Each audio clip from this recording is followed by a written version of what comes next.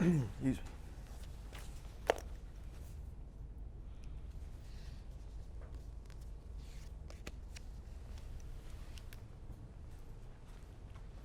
Is it soup yet? Bam. Cooking with TEGAM.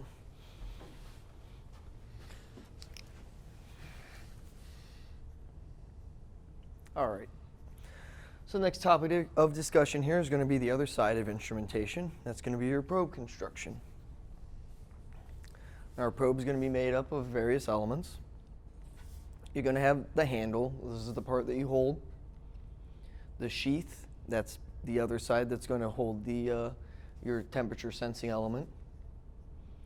The junction, which basically is how your sheath is going to be attached to your temperature sensing device, and we'll get into that here. Insulation, now there's a few different places that you're going to run into insulation. One is the insulation around your thermocouple wire, and then also we're going to talk about the insulation for your actual cable that runs from the probe to your instrument. And that's included there in cable. And then lastly, we're going to talk about different types of connectors and what connectors are used for what types of thermal temperature probe types and for their instruments. So first, the handle. Pretty common handle is ABS plastic. You can make it ergonomic. They can mold and 3D print them now. One thing to take into consideration is that they do soften at 105 degrees C, but that doesn't necessarily mean that whatever you're measuring at 105 degrees C is instantly going to melt it. You have the conduction of your sheath, and the longer that is, the longer it's going to take for whatever you're measuring to work its way up to the handle. So really, when you're dealing with ABS, if you're taking quick temperature measurements, it'll work in many applications. If you're going to be in something that's hotter than 105 degrees C for a longer period of time, you might want to look into something like a stainless steel handle for higher temperatures. A lot of times the stainless steel handles will look like a T, and there might be some type of a ceramic transition or something right there just to keep the T handle from getting hot as quickly as the thing that you're measuring. So basically the handoff there is that your stainless steel handle isn't going to melt, but it still could get fairly hot. So you need to keep that in consideration for whoever's going to be holding the probe. They'd probably appreciate you for that. Next, probe elements. So the sheath is the outer protective element of it. And depending on the temperature, the max temperature range that you're going to be using is going to dictate what type of material that's made out of. Now, general purpose probes are usually made out of stainless steel, and stainless steel is a relatively high max temperature of 900 C. For higher temperatures, there's this nickel alloy called Inconel 600. That'll take you up to 1150 C. And then lastly, for very high temperatures, molybdenum, I'm still working on the pronunciation of that, that'll take you up to 2400 degrees C. And that'll get you up to a high temperature, but because it has one of the highest melting points of all the pure elements, only tantalum and tungsten, as we talked about earlier, have higher melting points. It is a little rare and it is expensive, so you know, if you're getting into an application such as this, you're probably going to be looking at spending some money. Like I said though, usually most temperature measurements falling under 900 degrees C, you're going to see that stainless steel. So next we have the thermocouple junction types. And here are the three different types. Basically, just to show you here, this on the outside is going to be your sheath, which is usually going to be stainless steel. These two wires on the inside are your thermal wire, and this is a thermocouple, your thermocouple conductors.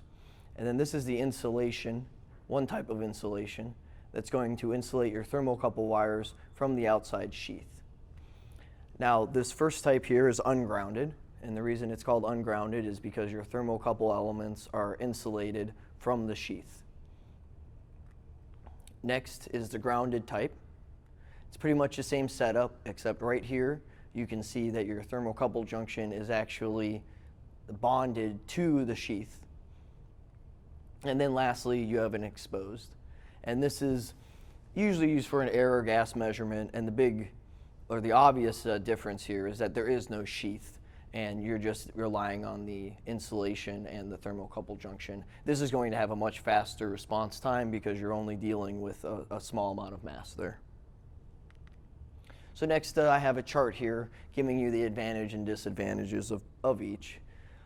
For ungrounded, it's going to provide a more accurate reading because it's isolated from ground loops, but you do have a slower response because of that isolated tip. So you're going to have time for whatever you're measuring is going to have to work its way through this area here to get to your thermocouple junction, while in this configuration, as soon as it touches your sheath, it's going to start measuring your temperature. And there's the grounded, pretty much what I just said there. It's a little more intimate. The one problem you have to remember with grounded tips is that you can induce electrical noise into a circuit because you're using a thermocouple and it has that millivoltage difference.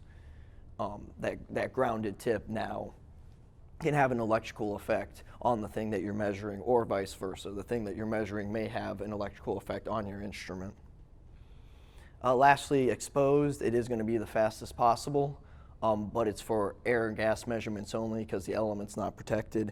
You can use it for liquid measurements, for quick measurements, but it's not really recommended. It's not going to last for a very long time. So next I want to go over thermocouple grade wire versus extension grade wire.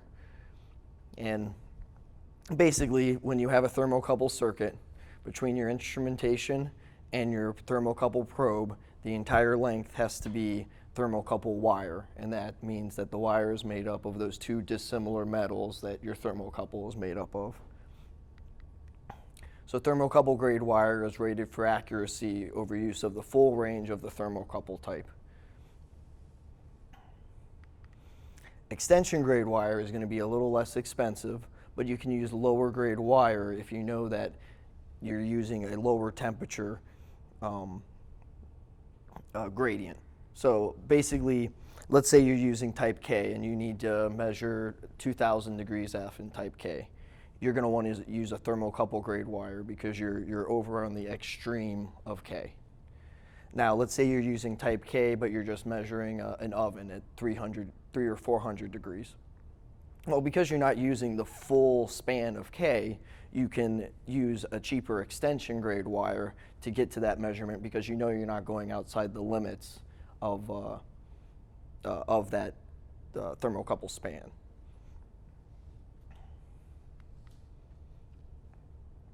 So next we're going to talk about response time. And response time is, for anyone that's familiar with how a capacitor charges up, this is a first order system as well.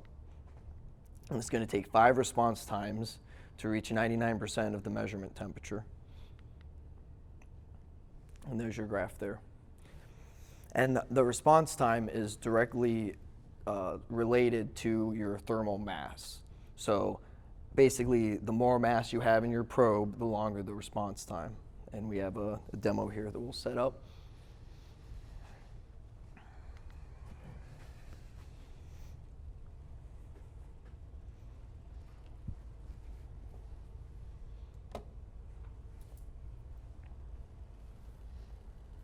Still talking? Yeah, turn that back on.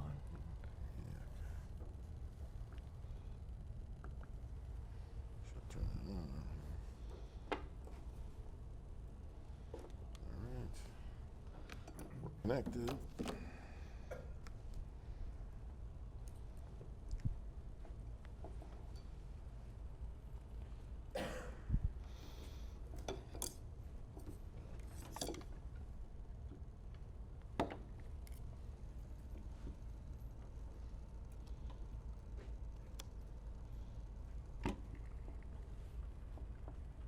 All right, I'll let that acclimate there.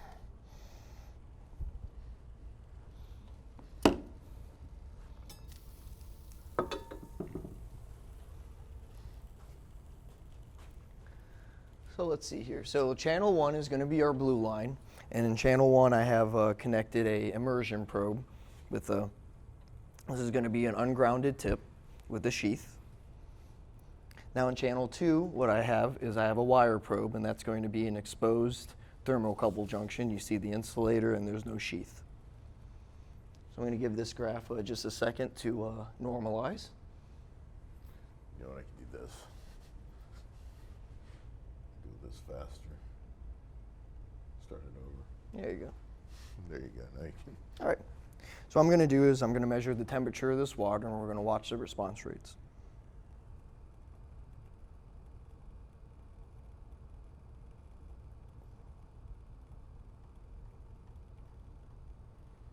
It's basically sampling once a second, so, but you can see just the wire probe, how much faster it responds because of the lower mass. Okay. And now I'm going to remove them from the element.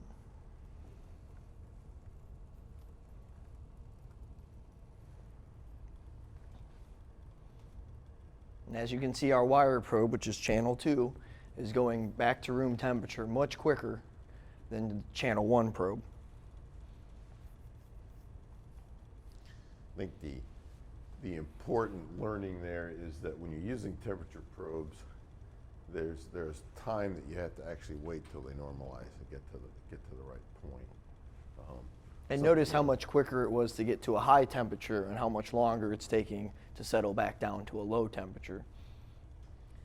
If you go back to the interface, we also on these we put in these indicators of the direction that the temperature is actually trending. So they go out. Let me grab this wire probe. Go ahead. Normalize it. They'll actually, you can see now it's warming back up, and it'll actually, when it stops incrementing, it'll flip polarity. But that's just, you know, as a practice, waiting until it's sometimes a judgment call as to when is the temperature actually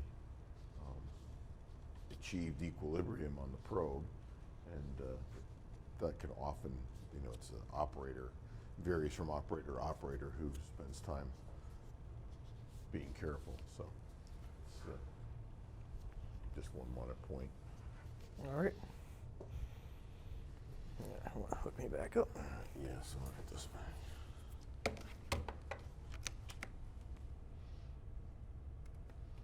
gotta do this.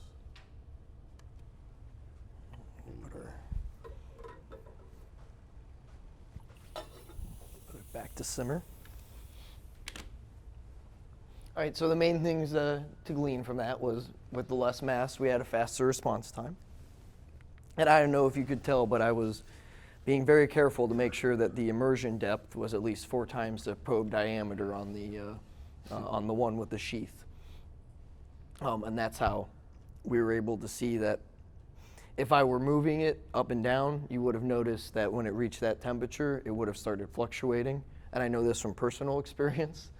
So it is important to get at least 4 times the probe's diameter, or it's going to start to have, it's going to see that outside air, and it's going to start to affect your measurement. All right, so here's basically an overview of different types of probe elements. As you saw, there's the wire probe, exposed junction, usually for air measurement. A lot of times, I don't know if you guys do any car work or anything like that, but if you get one of those like Craftsman voltmeters, if they throw in a temperature probe, it's going to be a wire probe like this. You know, you can push it up against things and get general temperatures, but a good rule of thumb is that if it's an exposed junction, it's mainly for gas measurement. This is an enclosed tip for an immersion probe, also helps with corrosion protection. That was the second type that I was using there. This is an immersion probe with a tapered tip, and because it has that tapered tip, there's less surface area, so you get a faster response time out of it. And this next one is for penetrating solids. This is going to be something that's used in a lot of times the food industry, checking your temperature of the chicken or whatever through the process. This next one's a little interesting. This is a surface probe to measure flat surfaces. One thing you'll notice though are these little spring looking things at the bottom. Now what that is that's actually your thermocouple junction.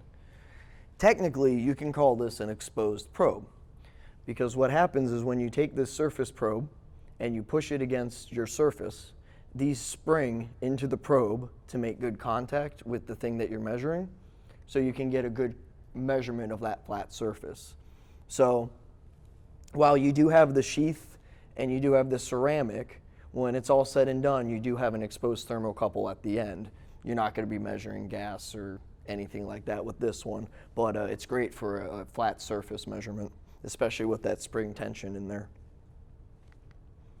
This next one is an exposed junction, but it has kind of like a grill over it, and basically that's to just protect it from contaminants, you know, high winds, things like that. And then lastly, you have a hypodermic probe. Works very much like the tapered and the immersion, also used with food, and it's got a very fast response just because smaller surface area, faster response time.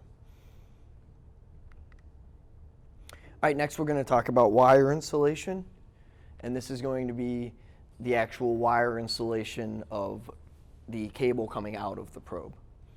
So you're going to want to take this into account in your application. If, let's say, you're mounting this probe somewhere and you're mounting it in, let's say, you know, a 350-degree oven. Well, if you're putting it in a 350-degree oven, you don't want a PVC insulation because it only goes up to 221.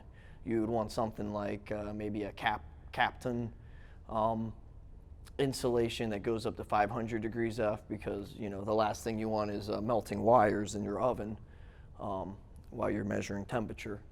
But this is just another thing to take into consideration. The insulation of your cabling, if it's going to be in the environment that you're measuring, it needs to be rated for the environment that you're measuring. All right, next is the last type of insulator I'm going to talk about, I promise. These are called ceramic thermocouple insulators.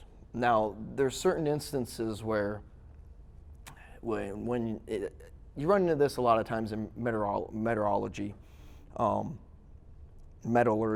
apologize. When certain metals get to boiling points, they can become incredibly corrosive, much like oxygen can. And this presents a problem for stainless steel. So what the industry's come up with as a solution to this is they make these ceramic tubes, and the ceramic is going to be mixed with one of these materials depending on the maximum temperature that you're trying to measure.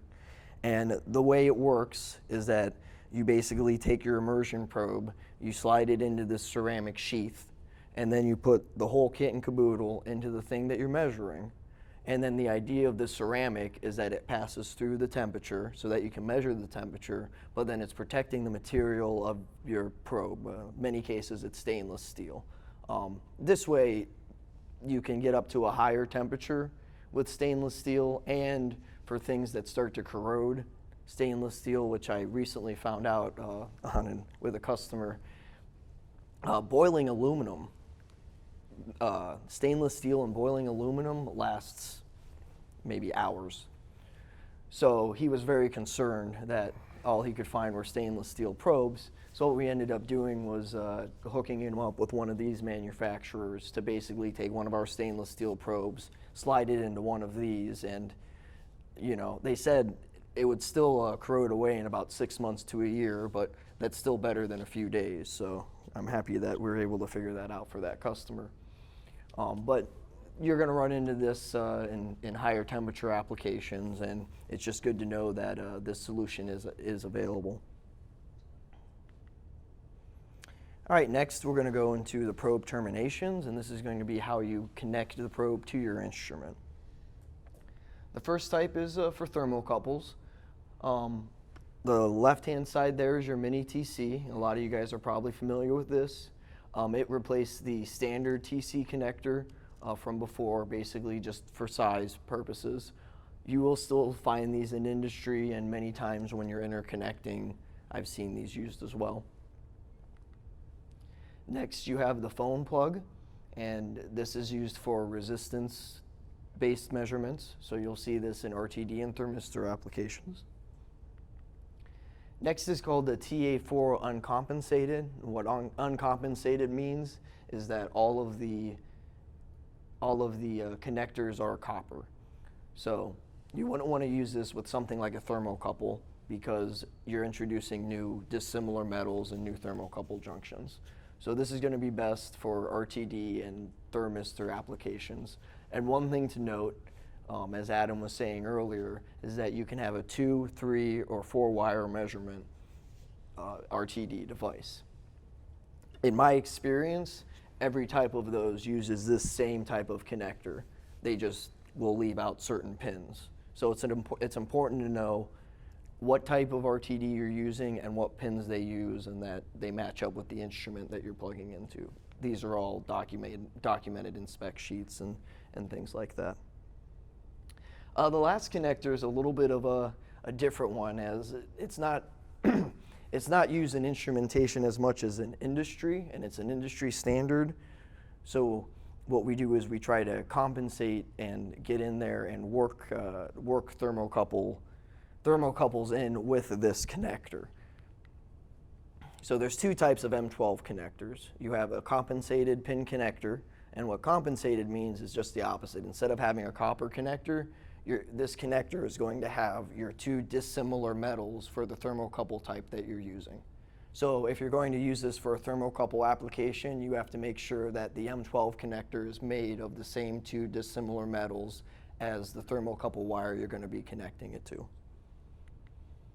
And then the other type is uncompensated, which, as I stated before, these are going to be all copper, and since that's basically a resistance measurement, that'd be used for an RTD or thermistor application. So, pop quiz time. What features should a probe have that's going to be immersed in molten lead? And molten lead is at 621.5 degrees Fahrenheit or 327.5 degrees C. And I'll just go through and give you my recommendations here. For the handle, you're going to want a metal handle. The person using it is going to want gloves, or they also make metal handles with a ceramic transition. And as I said before, something that we didn't note here is how long is the probe going to be immersed in molten lead? And that would be something you'd want to consider in this application. For the sheath, stainless steel should work fine. As we saw, 900 degrees C was the top end for stainless steel. 327 is well within that.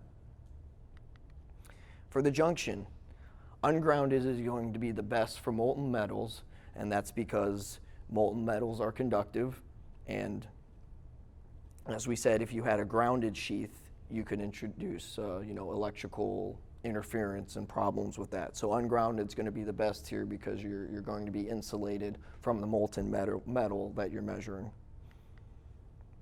The wire grade, you're going to want to use thermocouple grade wire since you're going to such a high temperature. For insulation, and in this case I'm talking cable insulation, you're going to want something probably stainless steel. Anything that's going to be close to this or the heating elements for this molten lead, you don't want your cable melting away on you. And TC type, K should be fine. As we talked about before, K starts to drift a little bit over 500 degrees C, but since we're at 327, we should be okay with the K-style thermocouple.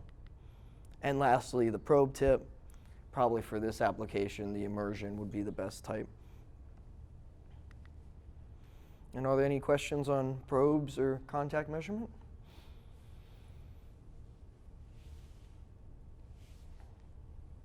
Go ahead. So measuring like a molten of some sort of steel, you said you want to use a ungrounded. Correct. What if you're using like a temperature block that still has this like steel block? Would that be the same? Do you mean in like a dry well or? Yeah. Would that also affect your measurement? I think if it. Before that, I would put it in a block and I would get erroneous readings or something. Maybe a bad ground, something like that. Could that cause that? Well, you know what could be happening? A dry well is usually a big chunk of aluminum with a heater shoved in it. And if the heater is got a high leakage, because it's just usually an AC device, and it's got a high leakage to ground, your block is now maybe has some leakage. And so if you're shoving an ungrounded probe in there, you're getting a ground loop. Yeah, yeah. You know, this that could be actually a symptom of basically a bad heater, or the heater's getting old and the insulation is breaking down. Yeah. I've seen where you have two grounded probes in the same well, they're honestly talking to each other, so you can cross them. Yeah. Yes. I assume that, maybe incorrectly, but I assume that a large mass like that would pick up like interference from lights or what have you, kind of like a long lead would. And so whatever you're measuring, you know, should have a good common mode rejection. Yeah, and I think that's what always bites you with the ungrounded, Yeah, so. or the grounded tip that you, Common mode rejection. yeah, You almost have an antenna. Yeah. yeah. Oh, go ahead, sorry. The surface probes, I question about how you calibrate those, because they don't really fit in the dry well. And you have to have some kind of tension on it when you're pushing it down to simulate usage. So how do you calibrate that item? Yeah, that's, we can play with that a little bit, but so the way we've done that, and we've actually it was for our thermistors, we developed basically a plate that will then monitored with an RTD.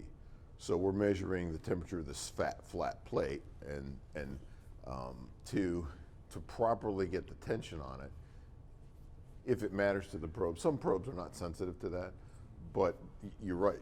How much a couples can be doing that with like a weighted system. So you suspend the probe and then put a known weight on it, so you get consistent force. I mean, the problem with any of those schemes is that then you hand it off to an operator who just shoves it against the surface at varying range. So whatever, you know, how carefully you control it in a laboratory, then you know it's probably worth knowing how it can vary. You can get it hot enough to get the span that you need, because a lot of them are like 10Ks and stuff. Yeah, and in a lot of cases, so we make, and I didn't bring one with us, we meant to, we make like a griddle probe that fast food restaurants use. They set right on the griddle, and you know, is my griddle the right temperature, and it's a big puck.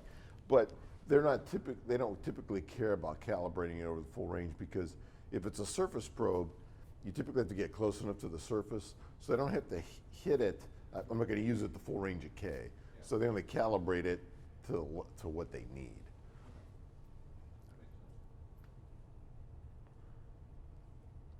All right, I'm next. you're up. Okay. Let's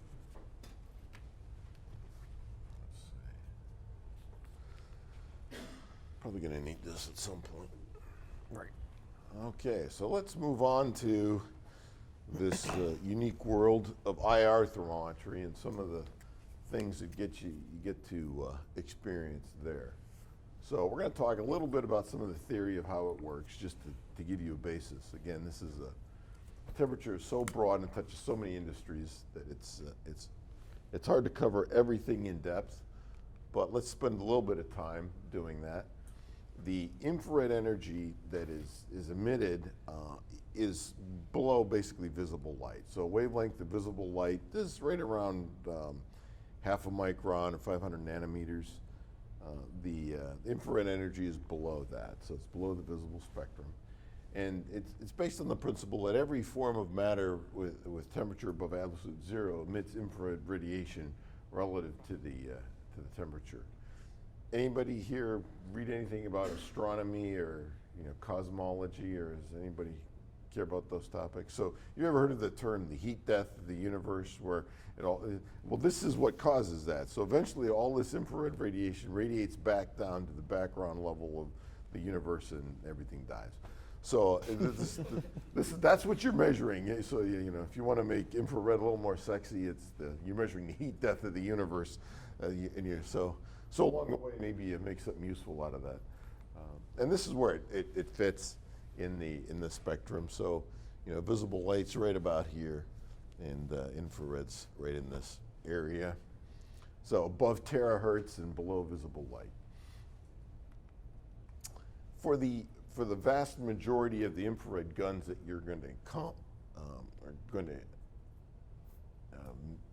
you calibrate, you're going to see these. They're in the 8 to 14 micron range. So that's about 15 to 30 times longer wavelength than visible light, and that's because there's this in the, and I should say sweet spot. Maybe it's not the best term, but in the response of the atmosphere, or excuse me, the response of the sensors, water vapor will absorb some of the infrared energy at certain wavelengths.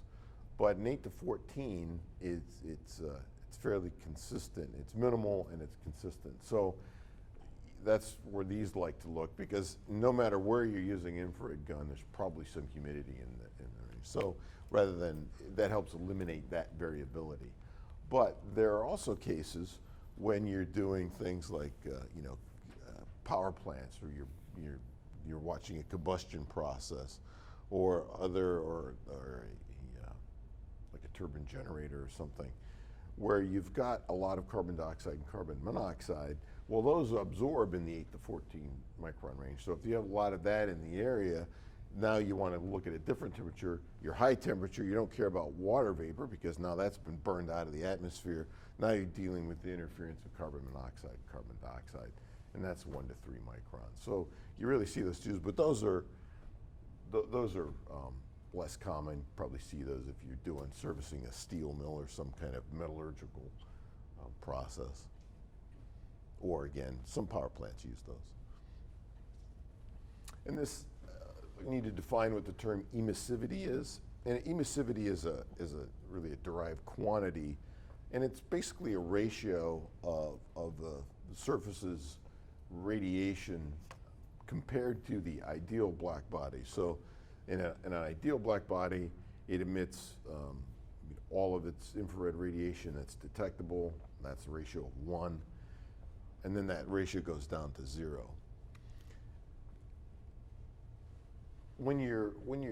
If someone comes to you and says, "Oh, we want to use this new infrared gun," very often if you're working at Cal Lab, they'll say, "What do you think of this new product we want to put in service?"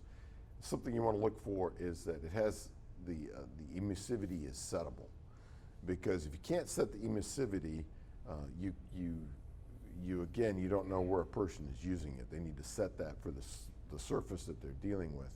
So here, let's look at just a range of different substances, what their emissivity is.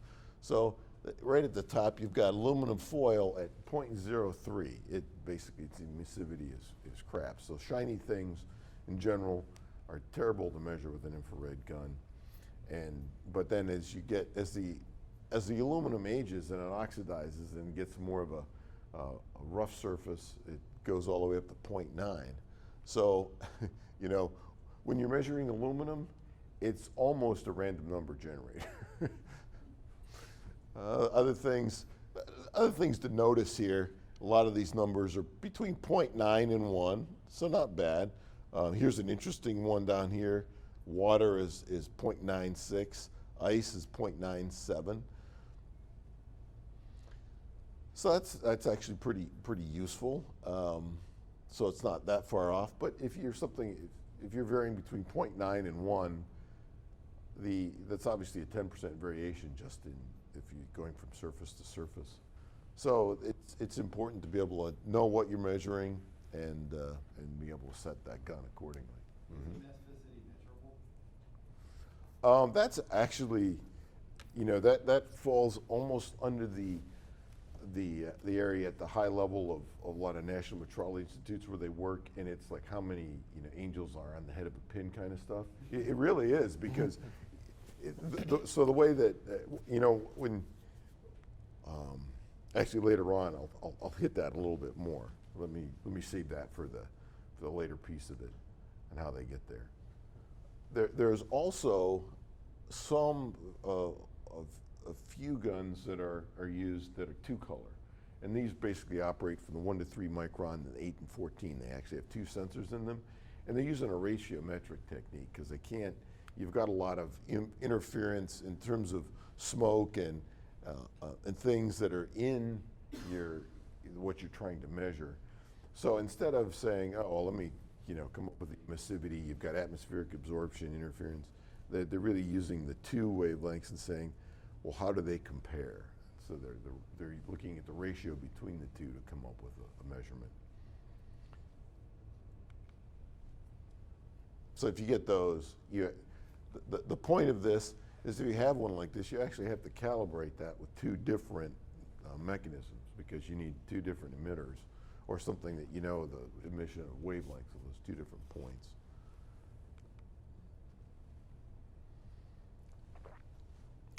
So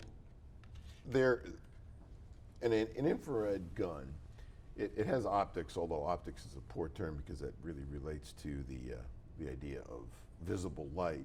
But there are substances that pass, silicon and germanium as an example. They pass infrared, although they block visible light. So they can create a device that focuses the infrared radiation on an internal component that's sensing the level of this. But the field of view is an important piece. So what you're looking at is something like, if you have a 10-to-1 field of view, that means, it's whether it's, 1 meter away is, a tenth of a meter in terms of spot size. 20-to-1, same thing. So 50-to-1, you have a narrow field of view. So if you're trying to get a small spot, but the thing to remember is that the infrared gun is averaging that whole spot size. So when this thing is looking, this is the 8-to-1 diagram. So if you're at 16 inches and you have a 2-inch spot, it's giving you the average of that whole 2-inch field of view. So that's important to understand both from application and from calibration. You have to have the gun, the target, this has to fall completely on the target that you're focusing on when you do. That's one of the causes of variability. So when you're using an infrared gun, let's look at some of the things that can affect the infrared measurement. Again, the absorption of different infrared wavelengths by the atmosphere. So even though you pick 8 to 14 microns to be less sensitive to humidity, you still are, and you'll get a variation from low humidity to high humidity. Again, that's why when in a lab setting, we control the humidity to be consistent. One of the reasons. Humidity affects a lot of things. Glass windows. Again, as you said, IR, it may pass visible light, but it doesn't pass IR. So if you actually make a measurement through a glass window, what you're going to find out is how warm the glass is. Not how warm the thing behind the glass. Again, you can use like silicon or germanium windows onto a process. They attenuate the IR by some amount, but you can calibrate through the window, but at least you can do that if that becomes an issue. Again, the wavelength sensitivity, the IR sensor, that's going to vary. The target emissivity, we've looked at that, of course. What is the emissivity of the area you're doing? Coatings, films, oxidization of the target. This is an interesting problem. Like if you're looking at steel coming out of some process, it might, you might say, well, the emissivity of steel is this, but what your infrared sensor is seeing is the scale on the surface of the pipe, and that has a completely different emissivity than the steel you're actually looking at. So that's something to be aware of. Here's a great problem. So now you're measuring temperature, but what you find out is that a substance emissivity changes with temperature. So not only now do you have to say, what substance have I set my gun for that substance, now you also say, what temperature am I expecting from that substance to get the emissivity set correctly? We discussed field of view, but again, where you're measuring, is it fully within the field of view of the sensor? The distance to the target, the farther the thing you're measuring gets away, the more other influences start to get in. So when you're looking at something that's long range, you know, you start getting leakage from the walls, the lights, other infrared emitting sources start to leak into this. So long distances start to become problematic. A little known effect is the ambient temperature change. So inside of an infrared gun is a thermopile. So you're focusing this infrared energy on the thermopile. That thermopile is really a series of thermocouples. That's what it is. So it operates really a lot like a thermocouple. And to do that, you need to compensate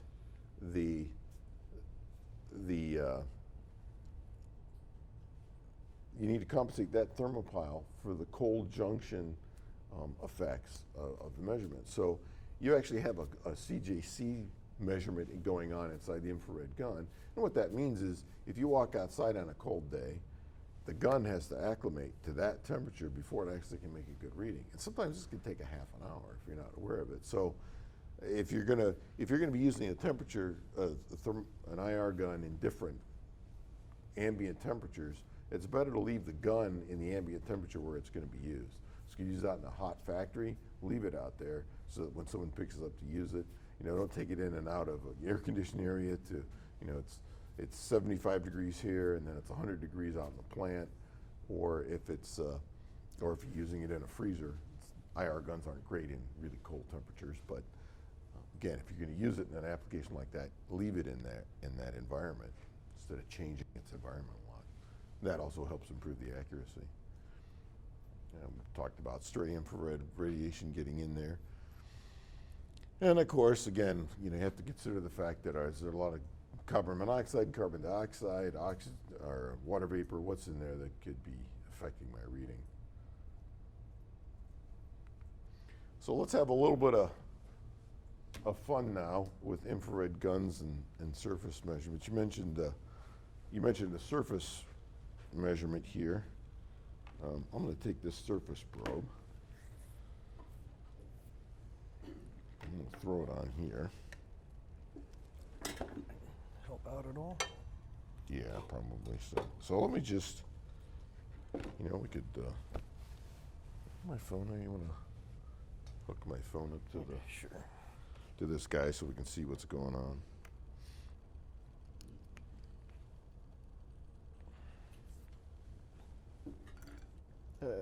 How do you unlock? Oh, I'm sorry. Yeah, it sees my face. That's probably. Oh, hey, I don't have your face. Let's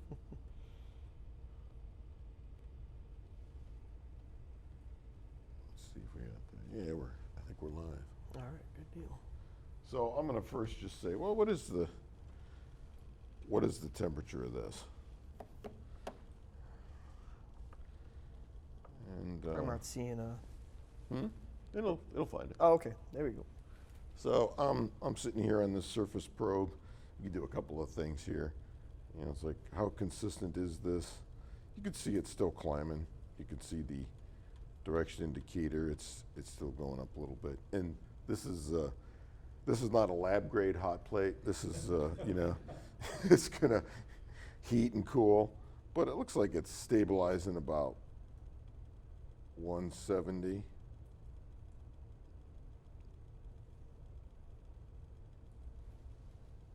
Okay. So we're somewhere in that range.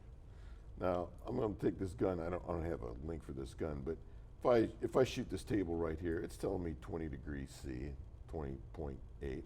That's probably about right. So it seems to get ambient pretty well. Let's shoot let's see, this is a 8 to 1, excuse me, 12 to 1. So you know, I should have about an inch spot, which is about right at about 12 inches. So I should be seeing this thing. So, okay. Well, that says 244 degrees. This one does not let me set emissivity, but this is a flat metal surface, flat black, it's not going to be perfect, but the emissivity is going to be between 0.9 and 1, pretty safe to say. So I shouldn't be off by 100 degrees almost. So let's check a couple other things. What else can we do with an IR gun? I'm not really trying to beat up on these because I don't make IR guns. I compete with them, but they're really useful in a lot of applications. But let's look at the lid of the pot. Oh, that says 35C. Let's see what the surface probe says.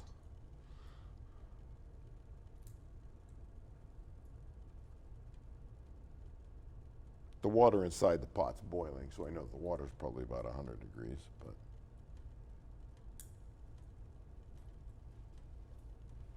Okay, so 80C.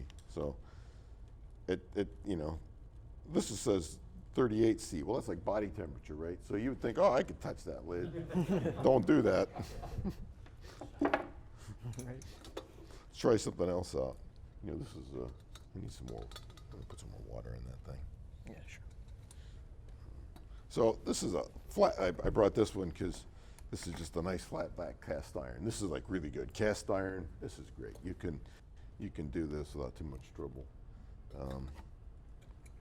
So, just the difference. So this is telling me 220 now, where, when I was shooting this thing, it's saying 284. So the difference is, this is going to be a little bit cooler. So anyway. That's C or F? Hmm?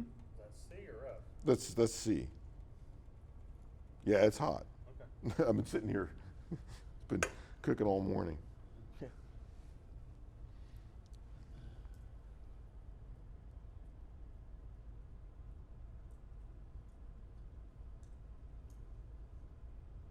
And the answer is I don't think it's 220C anyway. I think, this is showing about Right, 160. that's- And that's about what I would expect out of a 1500 watt hot plate.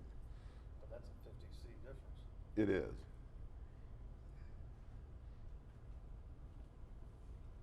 So you can see the difference between this surface directly on the hot plate. This has been sitting here so long, it's pretty normal. It's a little bit different, but it's not as much difference as this. I also was playing around just as an interesting effect. If I put a little oil in this pan, I didn't bring any oil, but if you put some oil in the pan, the difference in temperature between the oil, because now it's changed the emissivity of the surface, and the non-oily surface is very significant. Just as another point as well, Richard was making the point about probes. This is going to be T1. So this is an immersion probe. And I was like, how does that work on a surface? And it's like, it's going to get warm, but it's going to take bloody forever, because, and it's not going to ever come to the right temperature, because what you'll end up with is a gradient. This handle will be room temperature, and that's going to be hot, and it's somewhere in between. Still getting warm, but what's it going to top out at? And how hard I press everything else. So again, point there is you want the right probe for the right application. You'll never get the right with the immersion probe. You'll never get the right answer on a surface. Throw this back on here. This is for the. Yeah. I'm going to estimate something else here shortly. Okay.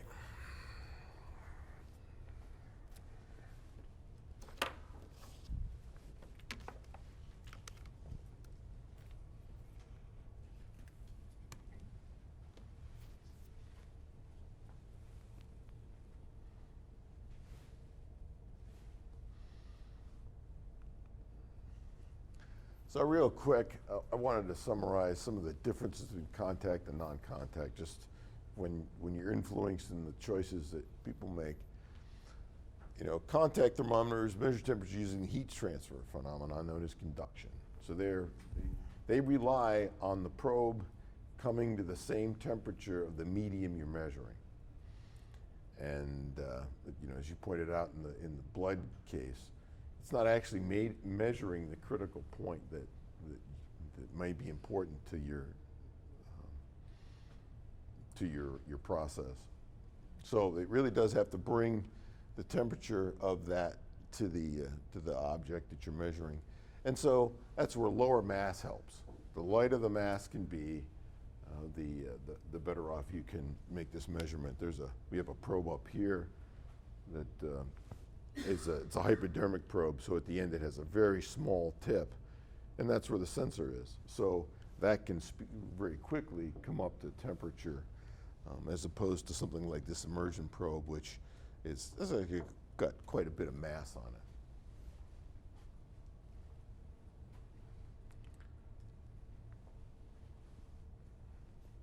And of course, the non-contact thermometer uses an internal sensor to measure the level of infrared emission. So there can be a number of, we've covered most of the issues there, and we talked about the sources of error for the non-contact, for the infrared, but wanted to point out some of the sources of error for contact measurement for, consistency. So poor physical contact. I showed that immersion probe sitting on the cast iron pan. It's never going to couple. It's got a rounded tip, so you've got really just a point contact where you're trying to conduct all that heat through. It's not going to work. It's why a dry well has a you pick the size of the cavity that matches closely to the probe, so you're coupling all around it. And again, as Richard said, you want to be able to immerse something at least 4 times the diameter of the sensor that you're putting in there. And that's also, again, to keep in mind with an RTD, those long elements, you have to immerse that whole thing significantly into whatever you're measuring.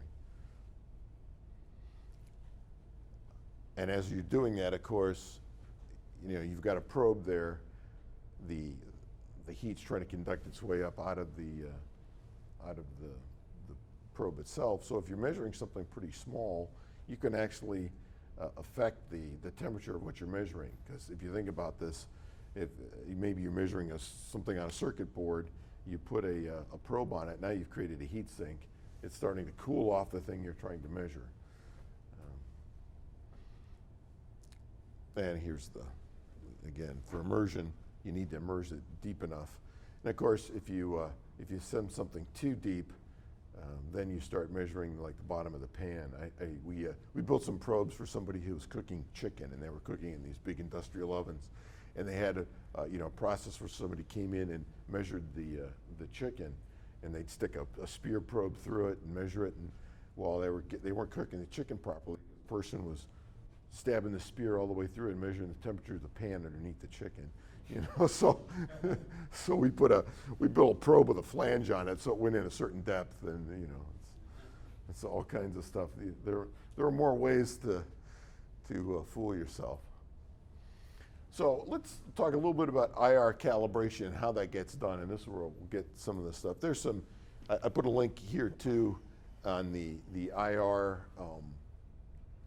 work that's being done, and this is a 2017 paper that was put out by BIPM in France. It's written in English, so you can read it. Understanding it gets a little bit more difficult. So a classic way, you've probably seen this if you do use IR guns. Here's your black body target. You set this to a temperature. Theoretically, your spot size fits on this plate, and becomes your reference. These have basically a heater in them. And so you've got this is your IR thermometer you're calibrating. This is the reference surface here. Inside this will be a probe that measures the temperature of that surface. You're making an assumption about emissivity. So there'll be a statement, right, that says, well, the surface is 0.98. So, you say, okay, that's the emissivity of the surface. You take that. You're making that assumption based on the manufacturer's statement. If somebody has spilled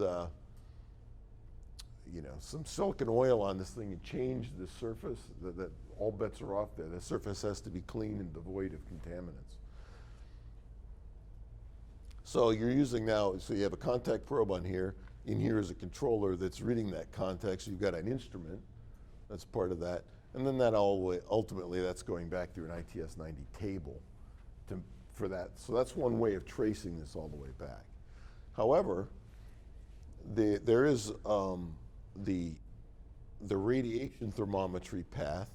So now you have an IR thermometer, and you have a reference surface. And that actually is then, instead of measuring this with a contact thermometer, you can actually measure this surface with a traceable IR thermometer. And that's a special piece in itself. And that goes through this ITS 90 black body process that's referenced in this paper. So to generate to create some of these things, what they're relying on is some of those, as we talked in calibration, some of those triple point cells with a reference surface, and they're actually summing the radiation coming off that surface and coming up with a statement about how much radiation is coming off of that. You can look at this wide spectrum and say, okay, I can exclude the visible light, the interferences, and try to come up with some mathematical representation of how much infrared radiation is coming off the surface. And again, it's back to, this chain here, if you do this well, you can actually end up with something that's 1% accurate. And then you take it out and you give it to an operator, and they use it in some way that's completely different and another, so it's back to measure it with a micrometer, cut it with an axe kind of problem. But there are a lot of applications where people are using these guns. Again, it's the fastest growing section because they're just so useful so many different times.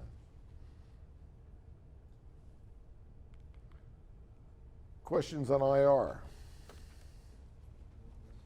Yeah. Going back to the last slide, I got asked about it by an auditor once about how am I verifying the distance between where I'm shooting the gun at the item? Yeah. Do you use like a calibrate? Do you have a fixture? Do you calibrate a ruler? That is the standard is to stand with a ruler, because you do have to come up with some statement of sensitivity, right? About if it varies by an inch, how much does that affect my reading? And with a target like this, say you had a 2-inch spot. Well, this is I think that's a 4-inch target. So if you're within that range, you haven't dramatically changed. What would be worse would be coming very far away where you're now overlapping the edges of the surface. You don't get that. So I think. Interested in improving the distance, so I had to add like a calibrated ruler into my standards list. Yeah, and that's typically done. You say, put the ruler on here, or a spacer, or what you can do is you have a way to hold the gun, something, and you fix that to the table, and you fix this to the table, and that's where you always do that distance. The problem is with different spot sizes, you need to be able to vary that. So you typically it's a yardstick or it's a tape measure, and you say in your procedure set it at this distance, and if that's in your procedure, and then you got to assume that your operators follow that. But, yeah, fortunately, it's not as critical. So. Any other IR questions? It's a really deep field, and we could spend a week talking about IR, so it's hard to cover it all. You have one more question. RFR emissions. Does the wavelength of the source have anything to do with the error factor as well? Because if it's supposed to be set at like 10 and it's really 13, how much that's going to affect it?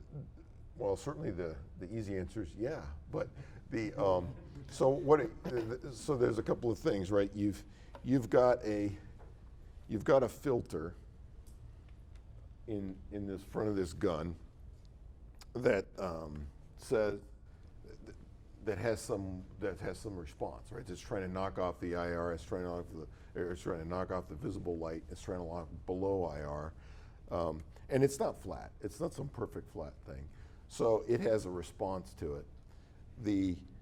And so the wavelength that's coming through it is going to vary somewhat. Now, is that critical?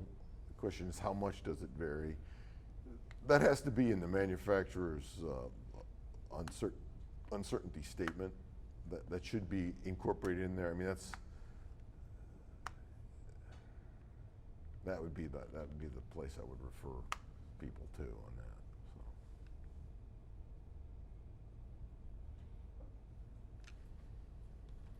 So. Okay.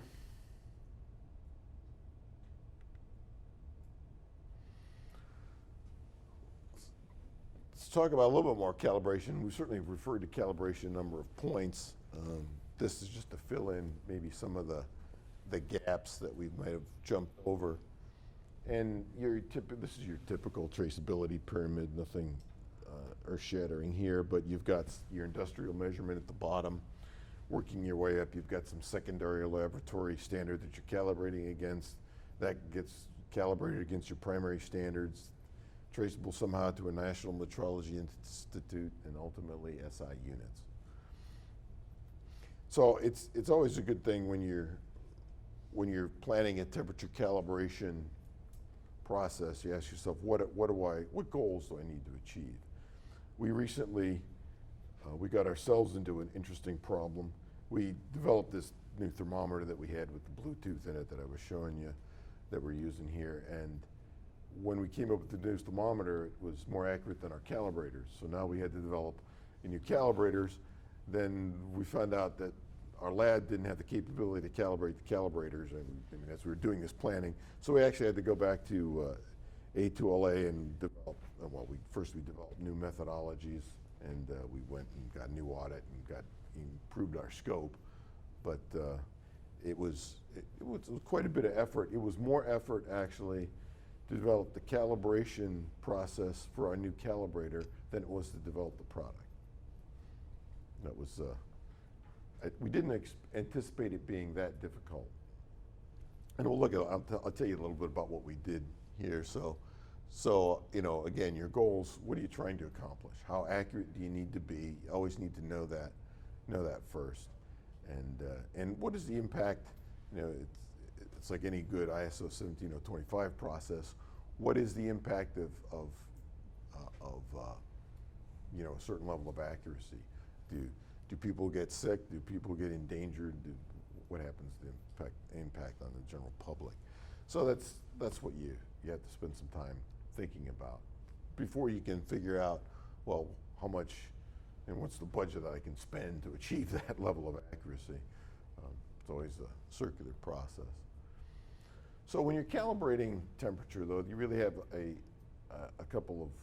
you have three areas. Three methods. So one is in the millivolt domain. So you can, when you're calibrating both, say, thermocouples or RTDs and instrumentation, you can operate in basically the millivolt area. So you can get millivolt sources and really precision voltmeters, 8.5 digit DMMs. I think Fluke has a new one that they'll be showing out here on the show floor this week. I think it's the 8588. Of course, the 8508's one people used a lot. 3458. There are a lot of wave techs that are still out there.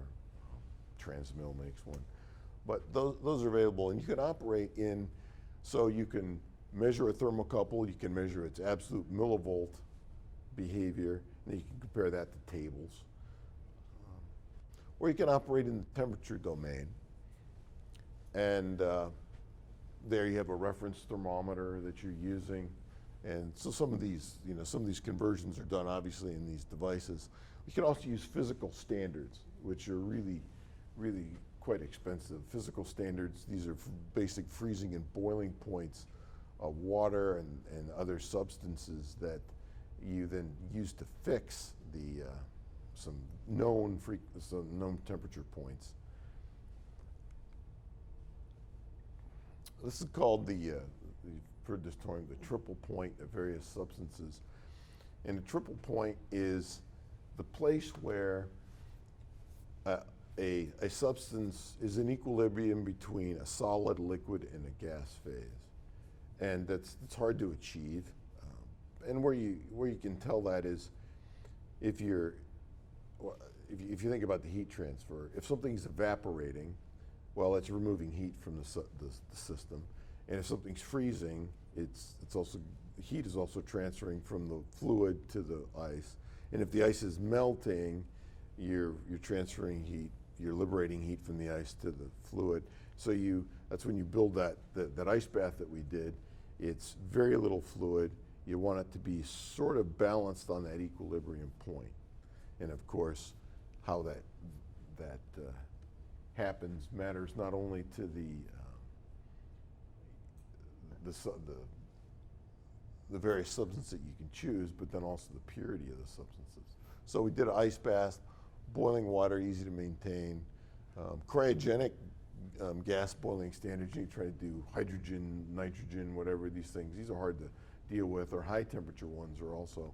So you've got molten lead, zinc, and silver freezing points. Freezing points are always better than boiling points because they're not really susceptible to the changes in barometric pressure. We're going to look at that just as a little object lesson. Excuse me. So ITS 90 International Temperature Scale, we've talked about this a few times, good referencing. It defines the temperature scale. One of the points that Richard made is that an SPRT was used to really define that whole scale. The point is this is anchored by 13 reproducible physical standards, from the triple point hydrogen at 13.8 K to the freezing point of copper at 1337.77 K. And the thing to note here is that the purity of these substances really matters, because when you're trying to get something to this level of accuracy, you can't have, if you alloy, if it's some silver or tin and it has some other material in it, it's now you've changed the material. So its triple point has changed slightly. So maintaining the purity of these baths is a huge problem. And here's some of the higher temperature ones. So the freezing point of tin, the freezing point of zinc, and the freezing point of silver. The boiling point of water is very popular to use. It's like, oh, I'm going to check my probe, because you can say, oh, I'm going to use it at freeze. I can make an ice bath easy enough, and then I can make I'll boil some water, and I'll check 100 degrees C. So it's a problem. And here's something you have to actually be aware of.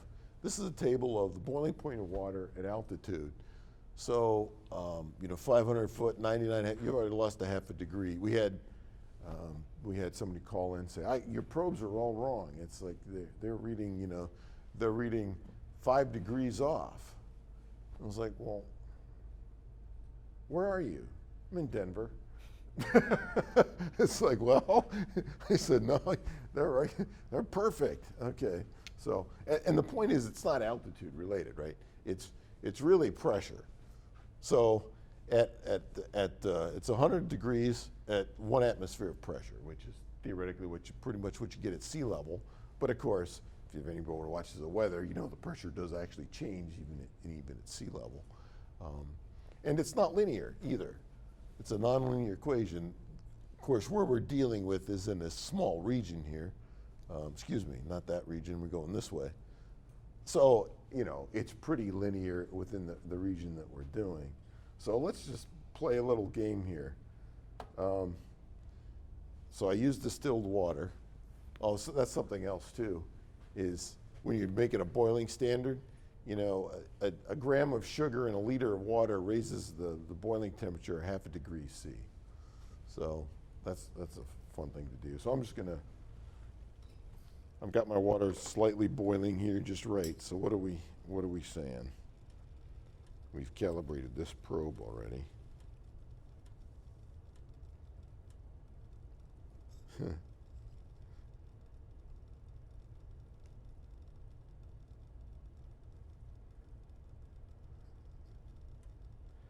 So I'm reading 99.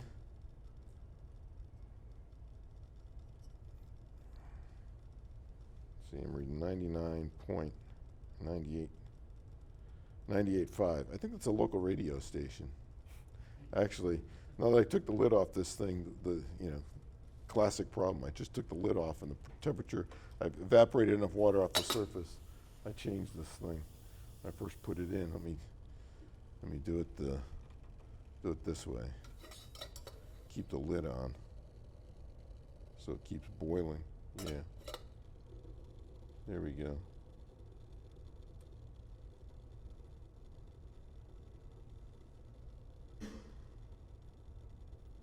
Illustrates the difficulty, so I'm having trouble getting this consistent temperature.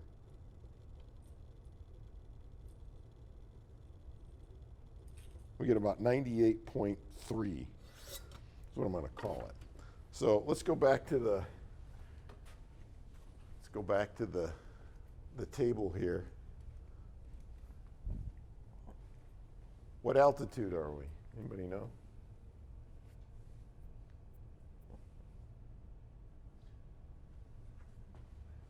From this chart, what would you guess? If I said it was, 98, let's say 98.5. 1,000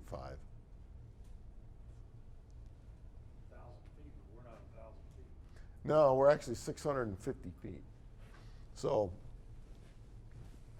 what's wrong with my experiment? We calibrated the probe. This is the probe that Richard had zeroed before, so that's good. The water is actually boiling. The water's distilled.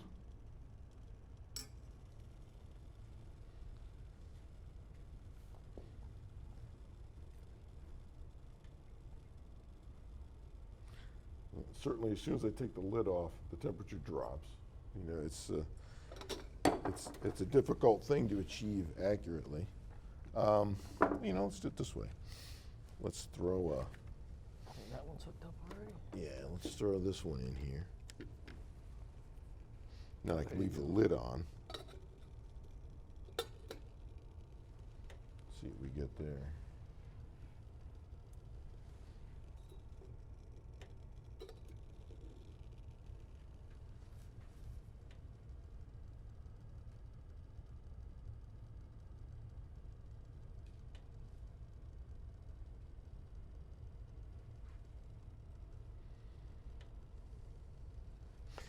So now it's reading, I'm not going to hook this up, but now it's reading exactly 100. Problem is it's varying. Here's a good example of my experiment. I can see if I watch this thing, you can see it go up, and you can see as the hot plate shuts off and the heat goes down. So my problem here is a control system. Boiling standards are difficult to maintain. They don't like to do that very well. Let's find out what the IR gun says the temperature is. That's pretty good. It says 95, 92. It's varying between 92 and 95 degrees. So it's not too bad at about 100. But as we saw, when you got up to 200 degrees, it became very nonlinear very quickly. So anyway. That's what happens when you try to make a boiling point. How are we doing time-wise? All right. So calibration. Talk a little bit more in depth about calibration. You got dry block calibrators. We talked about circulating bath calibrators.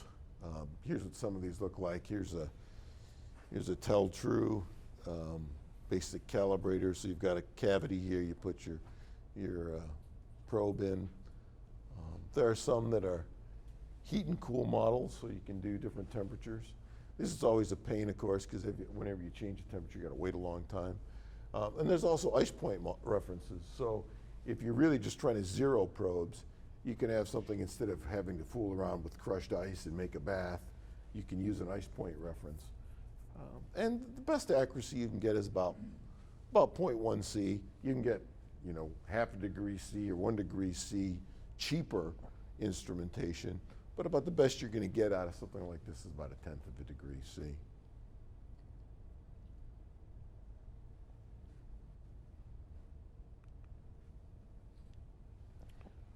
When you want to get more accuracy, then you go to a circulating bath. And the way a lot of people use circulating baths, they use DI water or silicon oil. Various temperature ranges you can get from -100 to 700C. Obviously, this is not water, and neither is this. This is a high temperature oil or an oil, because the water's going to freeze there. And you can find some baths that'll almost control to within 25 millik. But the key for most baths is not the accuracy of the control system. What you want is stability. So it's how stable the bath is, because you're going to discipline it with an external sensor. When we upgraded our lab's accuracy, we bought a bath, and it had pretty decent stability, but we used an SPRT to bring it down in uncertainty, and we got actually down to with our own SPRT and external, really external long scale voltmeter. That's a temperature scanner. We could get to 6 millik. It's actually pretty decent, and we're using that to pattern some of our own RTDs and sensors that we're putting into products. So on this new calibrator that we have, we wanted to improve the cold junction performance of it. So we had to pattern the sensor that we use for measuring the cold junction. And what we found, though, we started off, we wanted to do that right at around, room temperature. The operating range of that device goes from minus 20 to 55 C. So we didn't need something special. So we went with DI water. And what happened is the water affected the encapsulant on the RTD that we were using. So the RTD now is changing. Every time we used it, we couldn't come up with consistent results with the RTD. So we actually had to go to a silicon oil for that. So we found some interaction between the bath medium and the sensor itself that we were trying to calibrate. That was, like I said, that was developing the calibration system for the product was harder than developing the product. Also, when you're using baths, they don't, obviously you got a lot of fluid to change, so they don't typically, you don't change the temperature often. What you'll do is if you need to measure several points, you'll have as many baths as you need points, and then you'll be able to take your sensor or your instrument, if you're doing both, together all the way through that range. So these are both examples. The dry blocks and the circulating bath are examples of, sourcing and measuring temperature directly. Another way to do that is in the millivolt domain. Again, we mentioned this, and that could be with a long scale DMM or a temperature calibrator. And now this is more about calibrating instrumentation, but you could also use these for patterning probes as well. So, but if you do that with this, here's a 3458. If you're using a 3458, you're going to read millivolts, and you're going to have to do the corrections manually or use some software to do that from the tables. If you're using a calibrator now, you could use a benchtop or a portable. So a benchtop calibrator like this, Fluke 7526, that's actually it's actually an old Martel product that the Fluke still makes, but that's kind of a dedicated temperature calibrator. It's pretty nice. It's meant for use in a lab. You get about 1/10 of a degree accuracy. And a portable, this is our new one that I know a lot about, so I'm going to use that and reference that later. But the portable one has about 2/10 of a degree accuracy. And the real difference is how well you can measure the cold junction. On an instrument like this, you can actually set that up with, you've got power coming out of the wall. You can actually create your own sort of isothermic area with a heater and keep something right at ovenize it right to a certain temperature. I don't know if Fluke does that. I'm just saying that's when you've got a benchtop calibrator that you're putting in a lab, you can do a lot of things to get it. And the interesting thing about that is if you do spend a whole lot of money, you can lower the uncertainty a little bit. And these are, excuse me, I use the term accuracy here. That is actually the uncertainty. K = 2, uncertainty of those devices. So when you're setting up a lab and you're trying to maintain some higher order accuracy, what are you typically doing? You're going to be using an SPRT. That's what you're going to be doing in the lab. If you're going crazy and you really need high level, you're going to have multiple triple point cells. And again, this is very expensive. You're investing, to really maintain this, you're investing tens of thousands of dollars and repeated maintenance of those cells over the years. So you really need that. You're really going to need that extra accuracy to justify that expense. But you know, this is what primary standards labs are going to do. Or if you're a large company, Fluke maintains a whole series of triple point cells. Precision resistance bridges. Instead of using like a 3458, they're like MI. They'll be here at the show, or what's the other company? MI and one of them slips on. Guildline, yeah, thank you. They'll make a precision resistance bridge. Some of these are AC bridges too. I talked about that thermoelectric effect. They'll use bipolar excitation. But another thing, when you get to this level, you're going to use dual currents. So you'll measure a temperature, and you'll pass a certain current through the SPRT, and then you lower that current or raise it, either way. But you'll change it by a known amount. And so that what that allows you to do is plot the zero power point. Because when you're passing current through it, remember, you're heating the RTD to some amount. And so to subtract that out, if you do it at two different current levels, you can plot on a curve, oh, here's where zero would actually be if I wasn't messing with my sensor by passing current through it. So these are things that you consider when you're trying to get down to this, the best NMI practices get you to about 1 milli-K if you really got to get down there. But that's probably better than most people need to be. So this part of the presentation is slightly more commercial. I'm going to apologize for that. I'm using our calibrator as an example because it's the one I know. So we can explain some ways that you can use it for field calibration and also as a diagnostic tool. So not only can you use a calibrator to, sometimes you want to monitor your measurement circuit, but you're also sometimes monitoring a control circuit. So if you've got something that's keeping, a freezer that's keeping something cold or a heating system that's keeping something warm, you can use a calibrator to actually watch the process and see whether it's overshooting, how it's maintaining over time. You can also use a data collection thermometer for some of that as well. One of the things that what's useful about a calibrator is with simultaneous source and measure, you can, on the display, source the temperature, but you can also watch a temperature input. And that's useful in a number of ways where you're monitoring a process. This could be, you could put your calibrator in the loop, and you can see what is the signal coming in and then feed that out of the output. Or you could simply you could use this as a reference thermometer. You're simulating a temperature, and then you're watching with your control system how it's responding with another input sensor.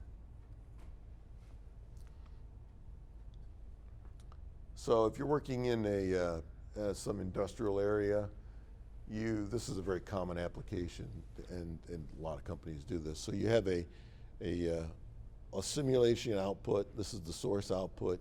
You basically set it up for, this is type K, and this is a type K transducer. Then you can simulate a certain temperature range, and then you can see how the transducer responds. So this is one way of covering some of those wider ranges with your instrumentation without having to actually create a temperature source that's 1,000 degrees. You can simulate that. This is basically using the ITS 90 tables. They're built into the instrument. You key in a temperature, and it replicates that out of the source based on the thermocouple you've chosen.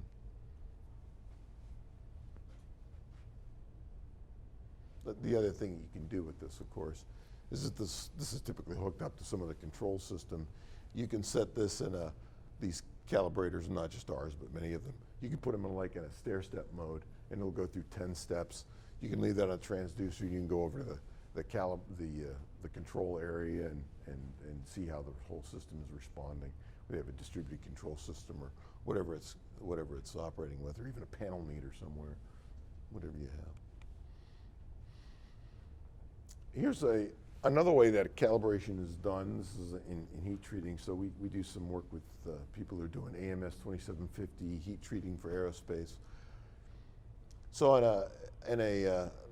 you've got a heat treating oven. This is a simplification of it, of course. You've got a controller here, and this is often a K sensor because of the high temperature operation.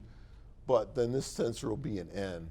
I ignore this, that says K, that's not right. But this would typically be an N sensor because N tends to be more stable and exposed to higher temperatures. So using the thermometer in this case, the reference thermometer is what you're using, so using the thermometer input, and you're simply comparing this to the temperature that the controller is seeing. And of course, what are some of the problems with this? The pluses are you get to calibrate the whole system. An assumption you're making is that of course, the inside of the oven is isothermic. Is this measurement point differ much from that measurement point?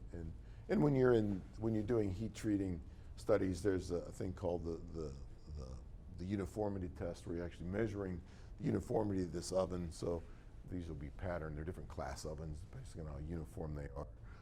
This is a simplification, but there might be multiple points at which you can sample a sensor to calibrate your control system.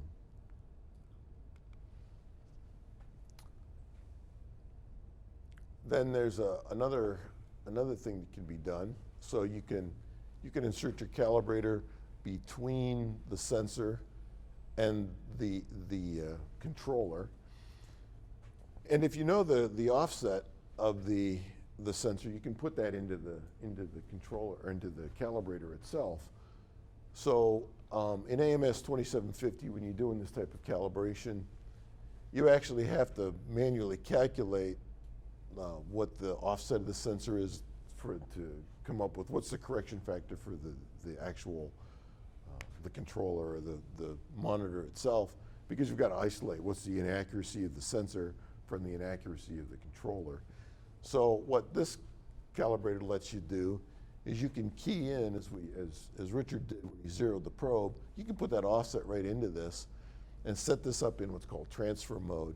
It'll pass the signal that it gets here back out the simulation port, but it'll correct it for the offset.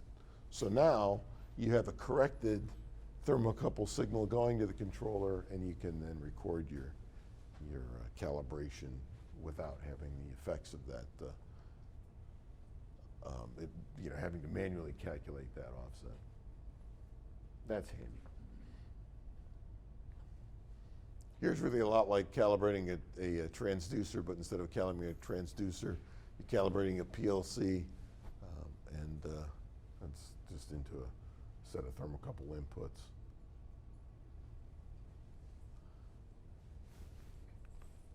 This next slide I put in here just to talk about intrinsically safe a little bit. People do this all the time. You've got a intrinsically safe transducer here, and then you've got a 4 to 20 milliamp loop. But then, in this application, this is actually a no-no, because this calibrator is not intrinsically safe. You'd really need to have an intrinsically safe one to have it connected to this device, or this has to be kept completely out of the intrinsically safe area, and you have to run cable in or something. So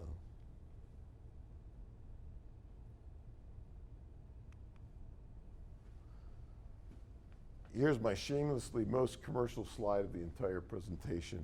I want to show you something. We'll have this set up in our booth this week, so if you're interested in temperature calibration, I suggest you come see this, because this is kind of cool. What this allows you to do, we have a new calibrator. We haven't actually released it yet. We're still finishing some software, but this is a Bluetooth calibrator. And what you can do is, through your phone, you can run the app, and you can actually run a sequence of points. It will talk to the calibrator, say, go to 500 degrees. This is the wired connection to whatever you're calibrating over here. If it happens to be one of our Bluetooth thermometers, it'll talk to this instrument. You can automate the whole calibration process, and it'll email you back all the data. So it gives you the serial numbers, the data points, everything you calibrated, and that's back in your inbox, so you don't have to write anything down. You can go out in the field and do that. If this happens to not communicate, if it's just a regular transducer or thermometer of some sort, you can actually enter the numbers in on the phone, and then it'll still send it back to you and email it back. So that's what we're showing at the show this year. So that's fun. That just allows you to do a field calibration and automatically collect the calibration points, and they're waiting for you whenever you go back to work. So yeah. So if I had, let's say I'm running a long-term chamber, and it's, it's automatic set points, we'll go through different ones, different stabilization times per hour on that. Could I put that on there and then it would email, just leave it, go back to my lab and then leave it, and it would email me all the data over the Yeah, it would. day or two? It would do that. That's awesome. So you can have a few of those, and you can do a whole factory after set one day aside. Right. Yeah, you just set it up and let it run. What is the limitation? Battery life. And that's actually something that we spend a lot of our engineers spend a lot of time doing. So these will last 1,000 hours on three AAA batteries. Sorry. But this one will run 500 hours. The calibrator takes a little more power because you've got to simulate. You've got some other circuitry you got to deal with. But so it would last 500 hours in that application like that. Like the chambers, probably 8 to 15 hours at most. Yeah. There's some calibrators that really eat batteries.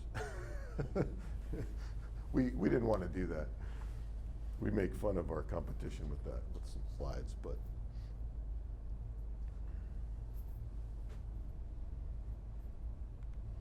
One thing to look for when you're looking at calibrators too is many portable calibrators, because there are a number of them out there from different companies, but we talked about all those things that cause errors in a temperature measurement, and Temco is a thing. Many of them specify their accuracy at 23C, but you have to take into account any change, any deviation from that 23C. It's part of the Temco. So you really want something that's going to maybe operate over a wider range and still maintain the specifications. Or if not, you just have to take into account when you're especially when you're doing a field production work. You have to that goes into your uncertainty budget. So look for something that operates over a reasonably wide range. Cold junction compensation is another thing to look at. A lot of the accuracy in a calibrator is stated without that, so that you need to get the accuracy of the instrument, you actually need to use an external ice bath. Well, that's a pain in the neck to walk around with an external ice bath. So you really want to find something that's, cold junction compensation built into the specifications. And that was something that when we developed our new calibrator, we spent a lot of time thinking about how do we lower the uncertainty of the cold junction compensation so you don't have to, so that we can achieve the requirements. Our goal was to be used as a portable secondary standard AMS 2750E. That's 0.2 of a degree accurate. So that device in portable, full, all uncertainty together is 0.2 of a degree. So it's pretty decent.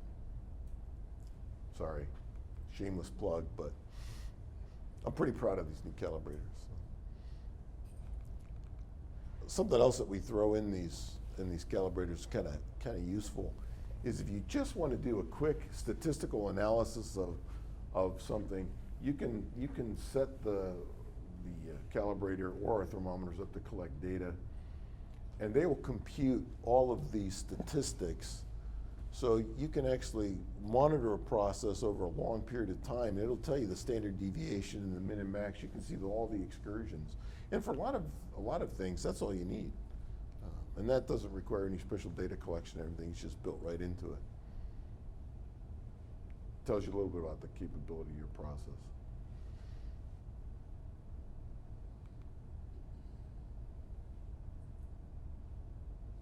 And we throw a 17025 cal report in with our new calibrators too. So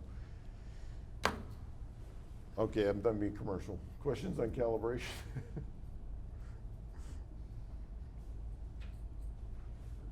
have one more. This Sure. is like, so when you're doing a probe to probe comparison, right?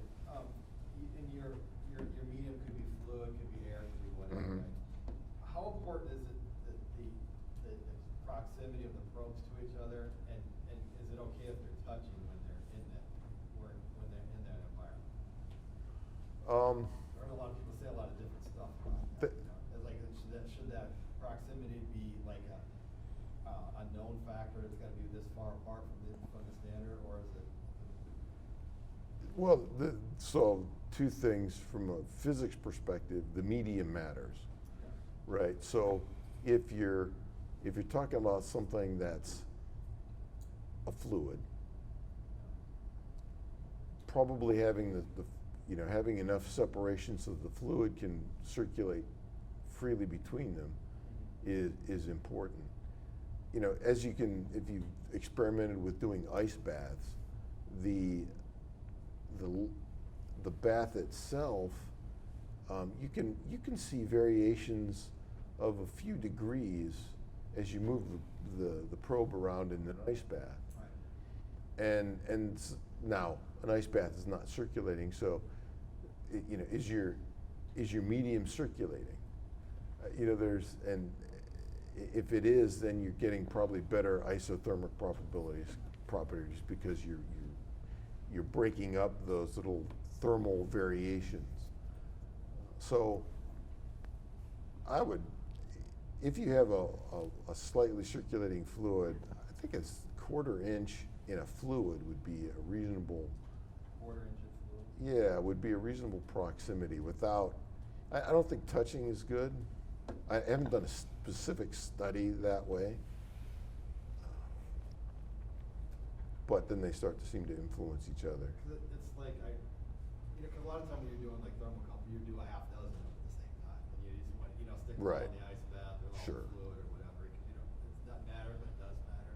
But as far as consistency and process, maybe I can build a fixture that I can hold 6 thermocouples and have the RTD right in the middle. Right, and that's very commonly done. I mean, what you have to be careful of is that your fixture doesn't start to influence your measurement, restrict the fluid flow, whatever. Like a lot of what people do is they'll suspend that above the bath. So instead of that being in the bath, it holds things in proximity, and also there's a consistent depth. I mean, because doing things the same just helps you get the same results. But as far as a solid medium, like in a dry block, no matter what you do, they have gradients. I mean, the more mass you can get in a dry block, the better it operates. But then it takes bloody ever to heat up or respond. Like if you lose power, it's like you shut down for the rest of the day till that thing normalizes again.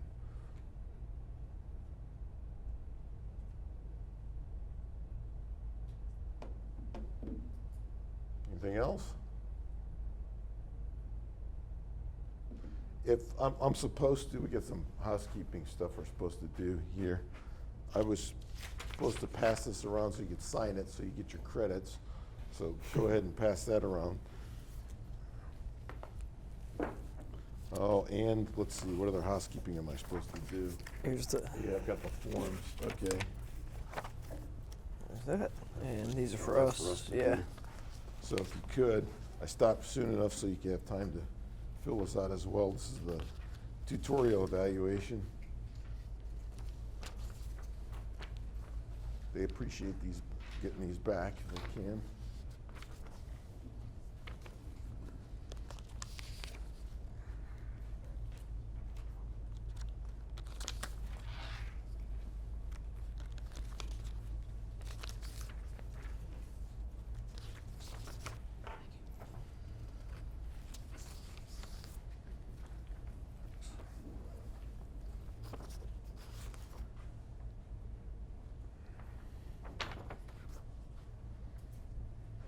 And again, if you want a copy of the slides, just let us know and we'll email them to you. We got your email addresses on that sheet, so we'll do that. And that way, if you want any of the links or whatever that are in there. And let's see, you got to have your official stuff. Let's see if I can figure out. Okay. There's yours. That's you. Okay. This is over here.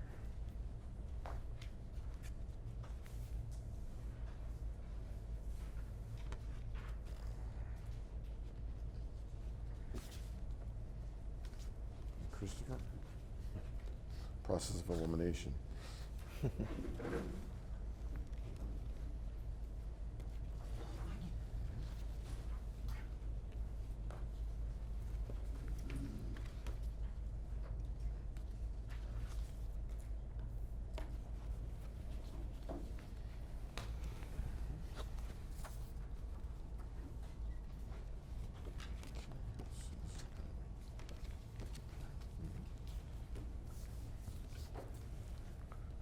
we go.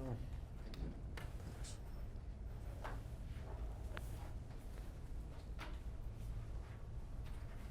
Take a bathroom break. So we got anything else? Is that roster? I don't know if anyone wants the temperature measurement guides. Oh, was yeah. he not here? You know, if anybody's interested, I know it's I got you two ways to do this. We did a temperature measurement handbook, and I've got some printed copies if you'd like a printed copy, or I've got a business card for the temperature measurement handbook, and you can download it as a PDF. So, whichever. Right.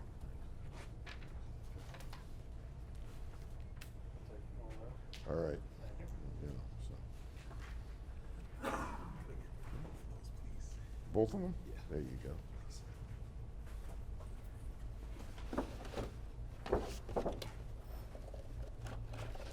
We'll also have some of these at our booth, so if you don't get one today, yeah, that's the way to do it. Thank you. So it's PDF, or if you want the printed version. Either way.